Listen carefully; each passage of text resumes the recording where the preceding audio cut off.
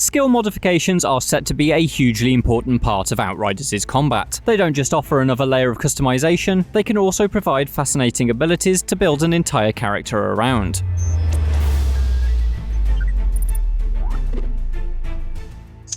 Unlike in traditional shooters, modifications in Outriders are not scopes, silencers, or larger magazines. Developer People Can Fly wants mods to be something players use as the basis for powerful combinations, rather than numerical stat boosts like increased rate of fire. While mods are applied to weapons and armour, they're not tangible components, but abstract power-ups that closer resemble Diablo's skill runes than the Division's upgrades. For example, there is the Winter Blast mod. When an enemy is damaged with a critical hit, this mod causes all enemies around them to be frozen. This can then be combined with the Icebreaker mod, which triggers an explosion when a frozen enemy is killed. Mixing these mods together can create big chain reactions.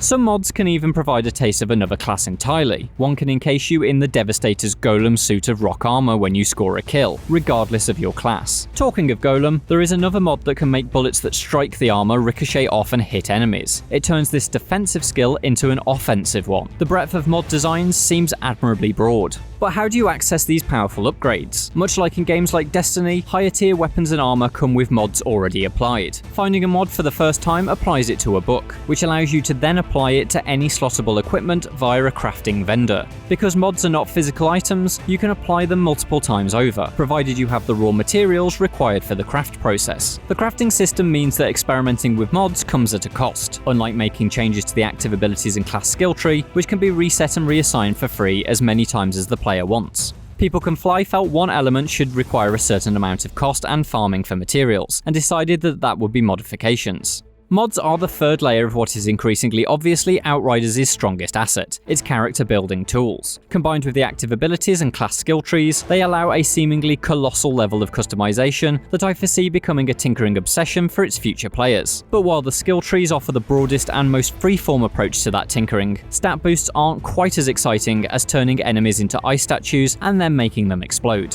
It seems that mods could well be as alluring as weapons in Outriders' miserable future. For more, check out one of these other videos. And for everything else Outriders, stick with IGN.